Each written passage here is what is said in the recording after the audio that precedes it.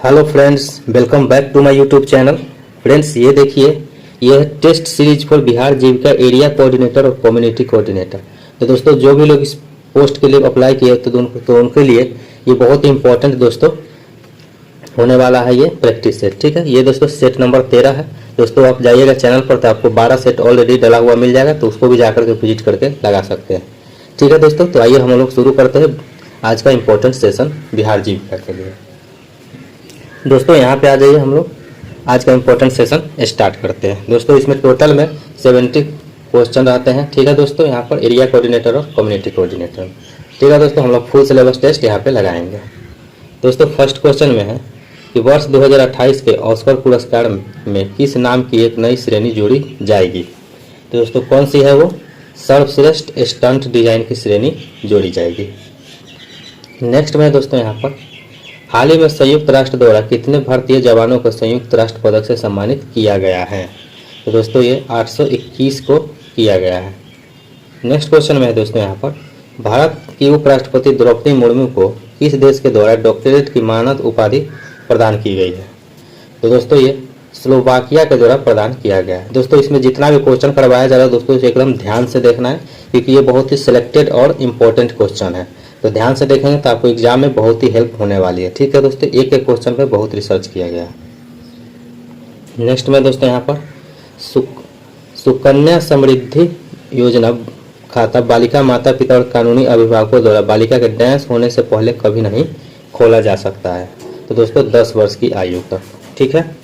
Next question में है दोस्तों, यहाँ पर प्रधानमंत्री कौशल विकास योजना यानी PMKVY डैश की प्रमुख योजना है। किसकी प्रमुख योजना है? कौशल विकास और उद्यमशीलता मंत्रालय की प्रमुख योजना है। ठीक है, तो ऑप्शन डी करेक्ट हो जाएगा। यहाँ आ जाइए दोस्तों, क्वेश्चन नंबर 6 पे। यहाँ है प्रधानमंत्री रोजगार प्रोत्साहन योजना डैश से क्रियान्वित की जाती है। तो दोस्तों, ये किसके द्वारा क्रियान्वित की जाती है? 2016 से की जाती है।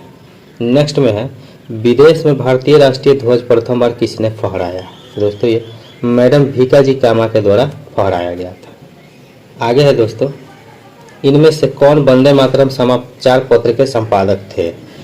तो दोस्तों, अरविंद घोष संपादक थे। नेक्स्ट में आ जाइए, महात्मा गांधी के राजनीतिक गुरु कौन थे। तो दोस्तों, ये थे गोपाल कृष्ण गोखले। ठीक है। नेक्स्ट में आ जाइए दोस्तों, यहाँ है वर्ल्ड इकोनॉमिक आउटलुक रिपोर्ट किस संस्था के द्वारा प्रकाशित किया जाता है। तो दोस्तों, ये अंतर्राष्ट्रीय मुद्रा कोष यानी IMF के द्वारा प्रकाशित किया जाता है। नेक्स्ट में निम्नलिखित में से कौन सा देश बिम्स्टेक का सदस्य नहीं है। तो दोस्तों, कौन सा देश है जो नहीं है? तो मालदीव जो है दोस्तों नहीं है। नेक्स्ट में है इंटरनेशनल कोर्ट ऑफ जस्टिस का हेडक्वार्टर कहाँ स्थित है। तो दोस्तों, ये द हेग नीदरलैंड में स्थित है। यहाँ पे आ जाइए दोस्तों, यहाँ है मानव की उपार्जित प्रतिरक्षा प्रणाली यानी एक्वायर्ड इम्यून सिस्टम में सहायक टी कोष क्या है, हेल्पर टी सेल की मुख्य भूमिका क्या है। तो दोस्तों, अन्य प्रतिरक्षी कोशिकाओं को सक्रिय करना इसकी मुख्य भूमिका है। नेक्स्ट में आ जाइए दोस्तों, यहाँ पे बफर विलयन यानी बफर सॉल्यूशन का मुख्य गुण क्या है।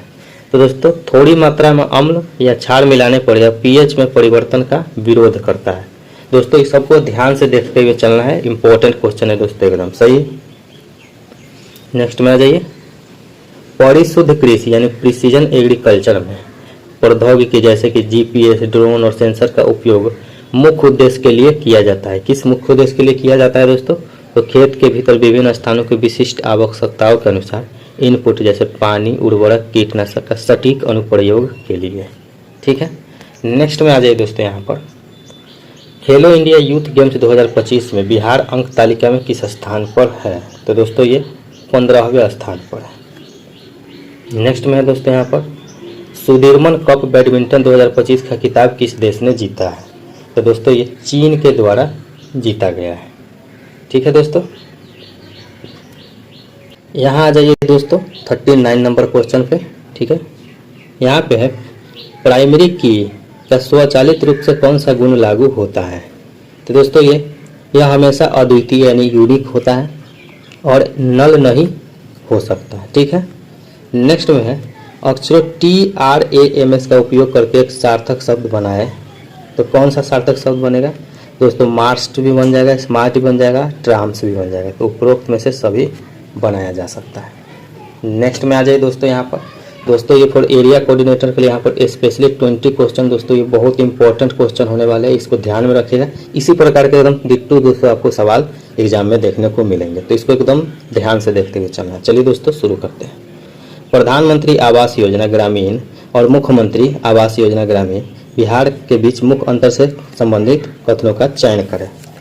तो दोस्तों क्या हो जाएगा, यहाँ पर प्रधान MAY विशेष उन BPL परिवारों को लक्षित करती हैं जो प्रधानमंत्री ग्रामीण आवास के तहत शामिल नहीं होते हैं। तो यहाँ पर आंसर C हो जाएगा, केवल 2। ठीक है, दोनों में यही अंतर है। नेक्स्ट में दोस्तों DAY NRLM के तहत ग्राम संगठन और क्लस्टर स्तरीय महासंघ CLF की स्थापना का प्राथमिक उद्देश्य क्या है। तो दोस्तों ये स्वयं सहायता समूहों को बड़े पैमाने तक पहुंच और नीतिगत प्रभाव के लिए एक मंच प्रदान करना। ठीक है, नेक्स्ट में आ जाइए यहाँ पर दोस्तों, आगे आ जाइए। यहाँ पे है मनरेगा के संबंध में निम्नलिखित में से कथनों पर विचार कीजिए। तो दोस्तों क्या हो जाएगा कि यह ग्रामीण परिवारों को एक वित्तीय वर्ष में 100 दिनों की रोजगार देता है, एकदम सही है। दूसरा है अकुशल शारीरिक श्रम की कानूनी गारंटी देता है। तो दोस्तों ये भी सही है। तो यहाँ पर हो जाएगा दोस्तों ए ऑप्शन, यानी 1 और 2 सही है। ठीक है, नेक्स्ट में आ जाइए यहाँ पर दोस्तों। यहाँ है स्वयं सहायता समूह SHG का स्तर पर लेजर की बहिर्मुख कार्य क्या है। तो दोस्तों इसका है प्रत्येक सदस्य की बचत, ऋण पुनर्भुगतान और व्यक्तिगत खाता वार विवरण बनाए रखना। ठीक है, नेक्स्ट में आ जाए दोस्तों यहाँ पर। एक गांव में महिला SHG सदस्यों का एक समूह स्थानीय रूप से उगाए गए मक्के को पॉपकॉर्न से संसाधित करता है, उसकी पैकेजिंग करता है और उसे पास के शहर में बेचता है। यह प्रक्रिया किसका अच्छा उदाहरण है। तो दोस्तों ये मूल्य श्रृंखला विकास का उदाहरण है। नेक्स्ट में आ जाइए दोस्तों यहाँ पर। बिहार की सतत जीविकोपार्जन योजना के अंतर्गत लाभार्थियों को संपत्ति जैसे मवेशी प्रदान करने के बाद निरंतर समर्थन और निगरानी क्यों महत्वपूर्ण है। तो दोस्तों लाभार्थियों को अत्यंत गरीबी से बाहर निकालने और एक अस्थायी आजीविका स्थापित करने में मदद करने के लिए। नेक्स्ट में आ जाइए दोस्तों यहाँ पर।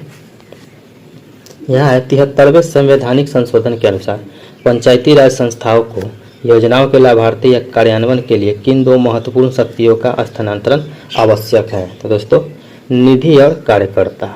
ठीक है, नेक्स्ट में आ जाइए दोस्तों यहाँ पे। यहाँ है एक SHG सदस्य के लिए नियमित रूप से छोटी बचत करने और आंतरिक उधार में भाग लेने का सबसे महत्वपूर्ण दीर्घकालिक लाभ क्या है। तो दोस्तों इसका उच्च ब्याज वाले अनौपचारिक ऋणों यानी साहूकारों पर निर्भरता कम करना और औपचारिक वित्तीय प्रणाली तक पहुंच के लिए एक अच्छा क्रेडिट इतिहास बनाना। नेक्स्ट में आ जाइए दोस्तों यहाँ पे। ऑफ फार्म आजीविका और गैर कृषि आजीविका में क्या सूक्ष्म अंतर है।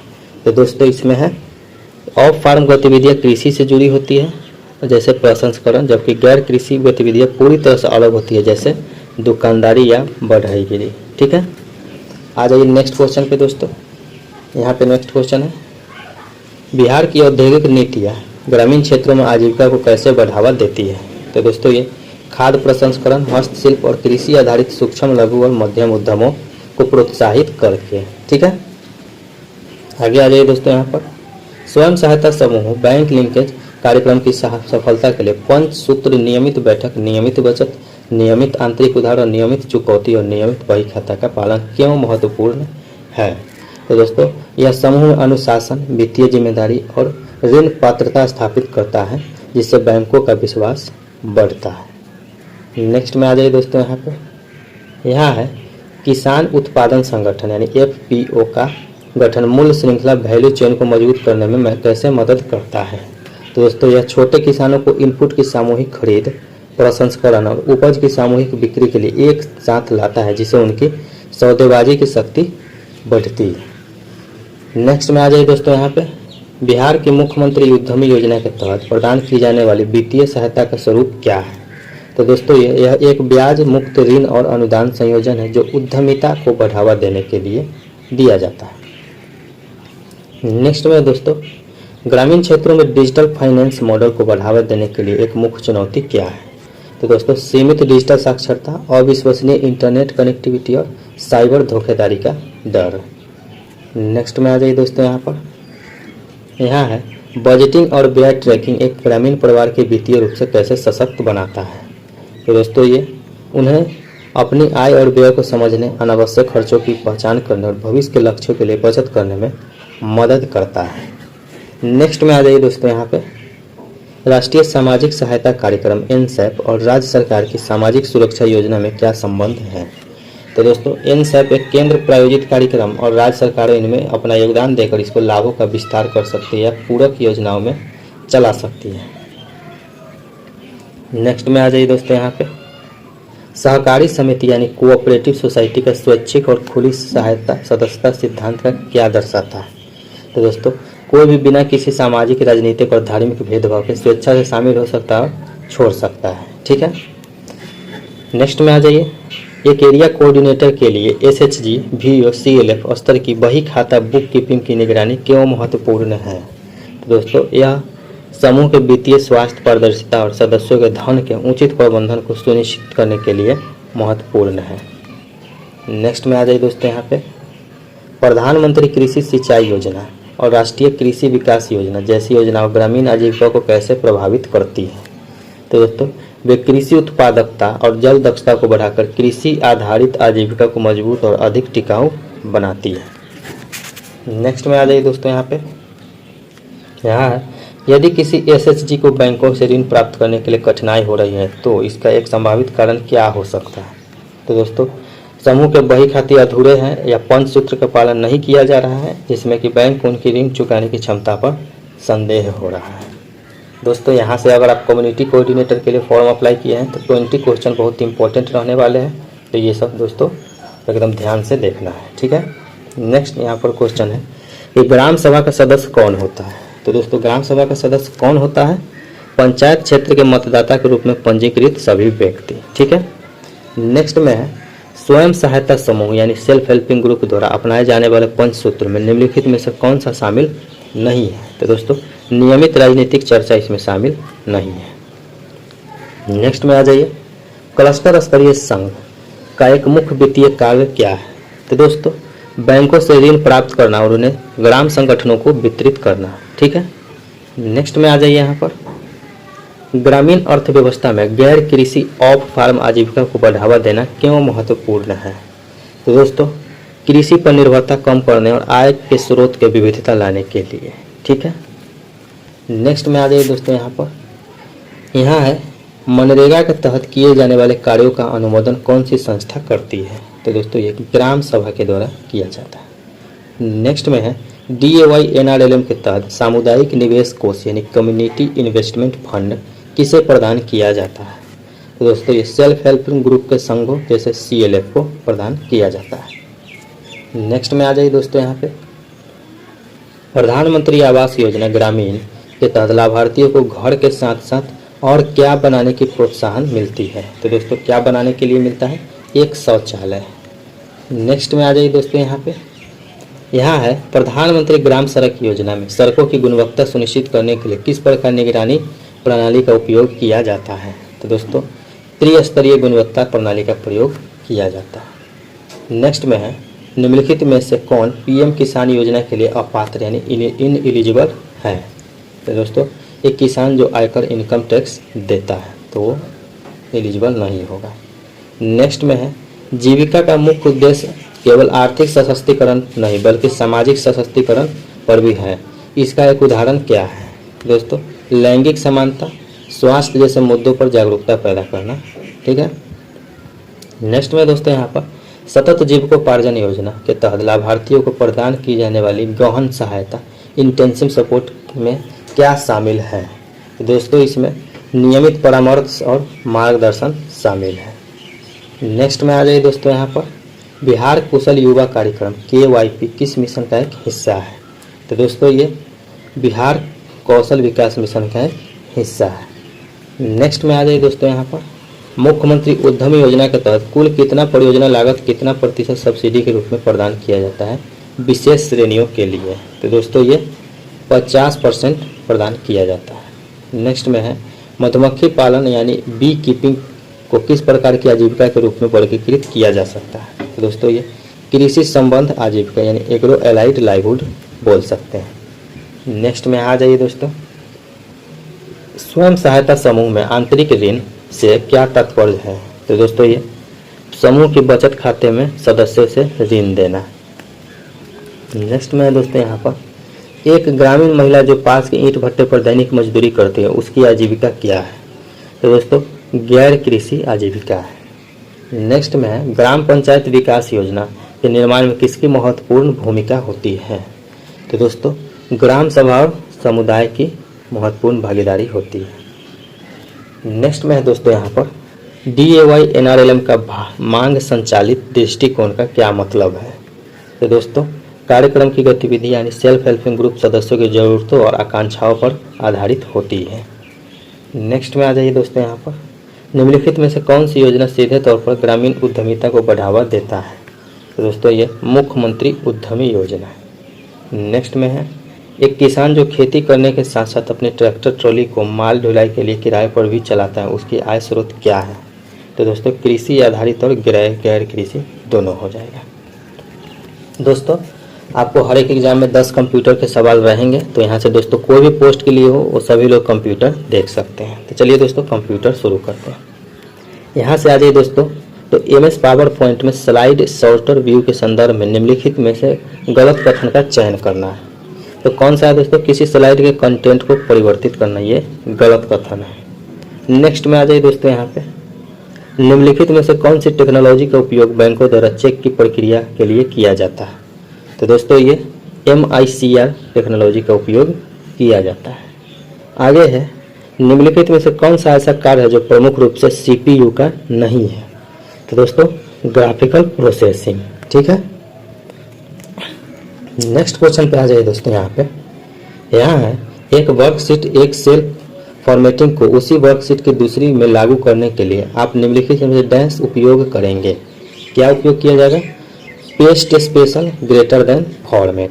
ठीक है, नेक्स्ट में है, वायरलेस नेटवर्क का इस्तेमाल करते समय SSID इनमें से किसे निरूपित करता है? तो दोस्तों ये unique identifier of the wireless network को। नेक्स्ट में आ जाइए दोस्तों, यहाँ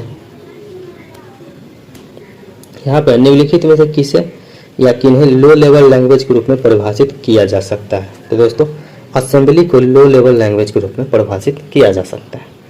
नेक्स्ट में है, कार्यालय में इस्तेमाल किए जाने वाले लैपटॉप में डैश की डेटा स्टोरेज क्षमता होती है। कितना होता है दोस्तों? 512 GB। नेक्स्ट में है, निम्नलिखित में से कौन सा एक आउटपुट डिवाइस नहीं है? तो दोस्तों स्कैनर एक आउटपुट डिवाइस नहीं है। नेक्स्ट में है दोस्तों, यहाँ पर एक वर्कशीट से दूसरी वर्कशीट में जाने के लिए निम्नलिखित में से कौन सा शॉर्टकट कुंजी का उपयुक्त है? तो दोस्तों कौन सा हो जाएगा शॉर्टकट कुंजी? यहाँ पे कंट्रोल प्लस पेज डाउन। ठीक है, नेक्स्ट में आ जाइए दोस्तों, यहाँ है, निम्नलिखित में से कौन सा प्रोग्राम यूजर को डिलीट फाइल तक एक्सेस प्रदान करता है? तो दोस्तों ये विंडोज एक्सप्लोरर प्रदान करता है। तो दोस्तों ये था आज का इम्पोर्टेंट जीविका के लिए दोस्तों कम्युनिटी कोऑर्डिनेटर, एरिया कोऑर्डिनेटर और कम्युनिटी कोऑर्डिनेटर के लिए प्रैक्टिस सेट नंबर दोस्तों 13। ठीक है, तो दोस्तों इसी प्रकार से चैनल पर बने रहिए, चैनल को सब्सक्राइब कर लीजिए दोस्तों। इसी प्रकार से सेट आते रहेंगे धुआंधार तरीके से। मिलते हैं नेक्स्ट वीडियो में, तब तक के लिए धन्यवाद।